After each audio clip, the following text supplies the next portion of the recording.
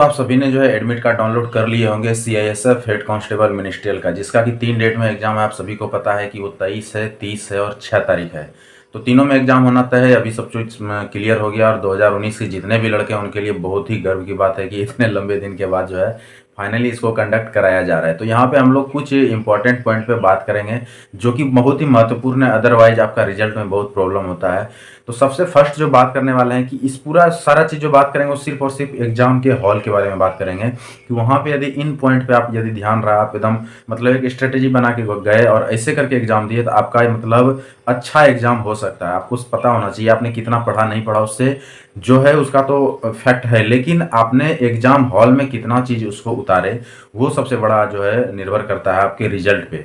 तो सिर्फ पढ़ने से नहीं होता है, उस चीज़ को आपको एग्जाम में जाके वैसा का वैसा आप लिख के भी आइए, बना के आइए, तभी वो फायदा करता है। तो चलिए सबसे पहले बात करेंगे, इसमें 5-6 पॉइंट हमने लिया है। तो सबसे फर्स्ट तो एक इजी चीज़ है, सभी आप जानते हैं कि आपको सबसे पहले एक छोटा सा एक लिस्ट बना सकते हैं कि आपको क्या क्या लेके जाना है। जैसे आपको एडमिट कार्ड लेके जाना है, प्लस कोई भी आलतू फालतू चीज़ लेके नहीं जाना है, क्योंकि आजकल जो है इलेक्ट्रॉनिक्स का कोई भी डिवाइस लेके नहीं जाने दिया जाता है, क्योंकि हर जगह कुछ ना कुछ इक्विपमेंट लगा रहता है, कुछ चोरी वगैरह होने का संभावना होता है। तो यहाँ पे वो चीज़ें आपको नहीं लेके जाना है, सिर्फ आपका एडमिट कार्ड होना चाहिए, पैन होना चाहिए, इसके अलावा आप कुछ नहीं लेके जाए तो ज़्यादा बेहतर होगा। उसके बाद जो सबसे ज़रूरी चीज़ें है कि आप जो एग्ज़ाम हॉल में जाते हैं, बहुत लड़के बहुत चीज़ दिमाग में लेके चलते रहता है, कुछ चीज़ जो भूल गया है उसको याद करने का कोशिश करेंगे।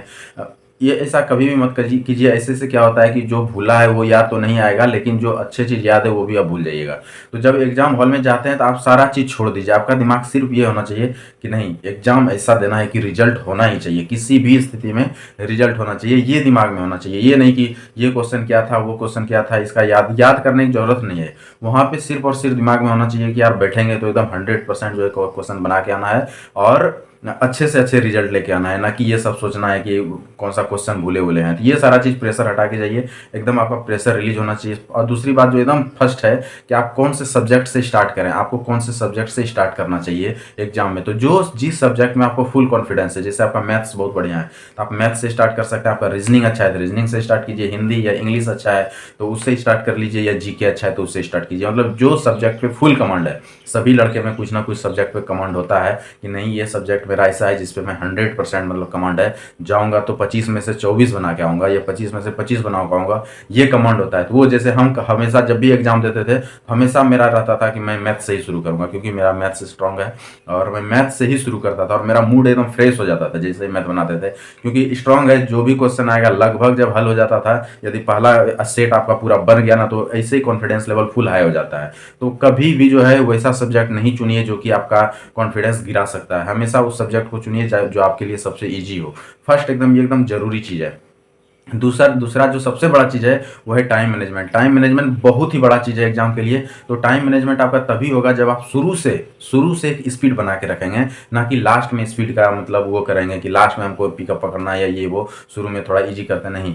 आपको शुरू से स्पीड बना के रखना है। यदि शुरू से आप स्पीड खराब किए तो आपको लास्ट में समय नहीं मिलेगा और वैसा क्वेश्चन छूटेगा जो कि आप जानते थे, जिसको कि आप बना सकते थे, लेकिन सिर्फ टाइम के कारण वो क्वेश्चन छूटता है आपका। तो किसी भी स्थिति में टाइम को शुरू से स्लो लेकर नहीं चलना है, शुरू से फास्ट लेके चलिए एकदम। मतलब आजकल T20 वाला गेम आप देखें कि आता है धड़ाधड़ शुरू हो जाता है, तो आप बैठना है और शुरू हो जाना है, टाइम नहीं लेना है हीट होने का।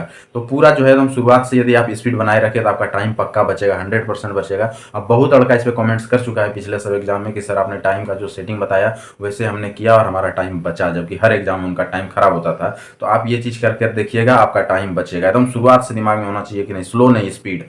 उसके बाद क्वेश्चन जो पढ़िए थोड़ा सा ठीक से पढ़िएगा, क्योंकि क्वेश्चन भी कभी कभी आप गलत पढ़ते हैं और गलत आंसर बना के आते हैं। तो क्वेश्चन को पढ़ना है तो थोड़ा सा केयरफुली पढ़िए कि क्या कर रहा है, समझिए और उसका आंसर दीजिए।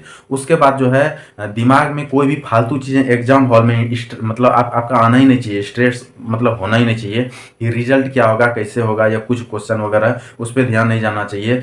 कोई भी ऐसा क्वेश्चन जिसमें कि आप फंस रहे हैं, जिसमें कि लग रहा है कि आपका टाइम बर्बाद कर रहा है, उसको तुरंत छोड़िए। बहुत लड़के ये चीज़ भूल जाता है कि हमको टाइम भी देखना है, लगता है ये बन जाएगा, लेकिन बन भी जाएगा मान लीजिए, और टाइम आपका वो ज़्यादा ले रहा है, यानी कि 5 मिनट 7 मिनट ऐसे लगने। बहुत ऐसा क्वेश्चन है ना जो कि आपको लगेगा बना तो देंगे, आप जानते भी हैं उसको, लेकिन वो टाइम बर्बाद करा रहा है आपका।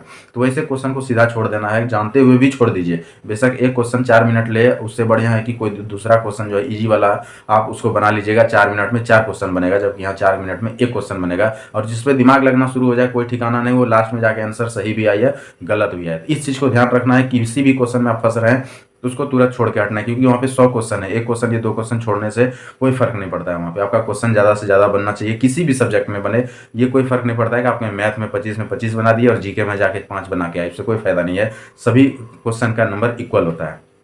उसके बाद किसी भी स्थिति में जो है आप लास्ट में आपको हमेशा जो है लास्ट में ये ध्यान रखना है, यदि आप सारा चीज़ सही से बना के चले तो लास्ट में आपको 5 मिनट बचेगा और बचाना ही है। यदि आपने लास्ट में 5 मिनट बचा लिया, उसमें क्या होगा कि कुछ जो क्वेश्चन आपका छूटा हुआ है वो सबको आप रिवाइज कर सकते हैं और आराम से बना के आ सकते हैं। जबकि बहुत लड़के ऐसे होते हैं कि फर्स्ट टाइम जो बना के आए उसी में बनाते बनाते टाइम खत्म हो जाता है। स्थिति ये रहता है कि लास्ट पेपर जो रहता है उनका, लास्ट सब्जेक्ट जो चुनते हैं उसको पूरा पढ़ भी नहीं पाते हैं। जबकि यदि आप शुरू से टाइमिंग सेट करके आए तो आपका 5 मिनट बचेगा, 5-7 मिनट यदि आपके पास बच गया तो आप फिर से एक बार देख सकते हैं। 5-7 मिनट बचने का मतलब होता है ना कि आप एकदम कॉन्फिडेंस है, आपका दिमाग एकदम शांत है, रिलैक्स है, आपने पूरा क्वेश्चन कर लिया है। अब वो क्वेश्चन कुछ कुछ छूटा है तो 5-7 मिनट आपके लिए रिवाइज करने के लिए काफ़ी होता है कि आप बैक जाइए, देखिए उसको, और उस समय आपका दिमाग यदि एकदम सही है तो फिर जो छूटा है क्वेश्चन हो सकता है आप देखिएगा और बनते जाएगा, देखिएगा और बनते जाएगा। तो ऐसे में जो है आपका स्कोरिंग बहुत ही अच्छा होने वाला है।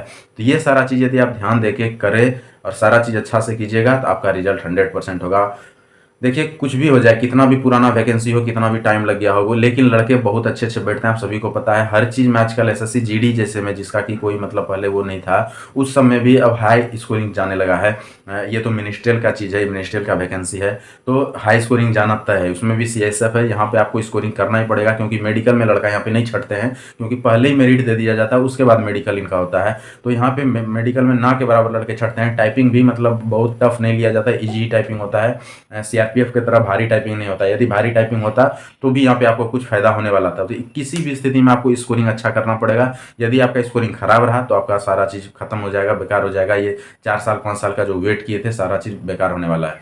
तो इन सभी चीज़ों को ध्यान में रखते हुए आप स्कोरिंग बढ़िया कीजिए और अच्छे से एग्जाम दीजिए। आप लोग के लिए बेस्ट ऑफ लक है कि आपका एग्जाम अच्छा जाए और आपका रिजल्ट हो, इतने दिन जो आपने वेट किया है इसका आपको फायदा मिले और आप फाइनली सेलेक्ट हो।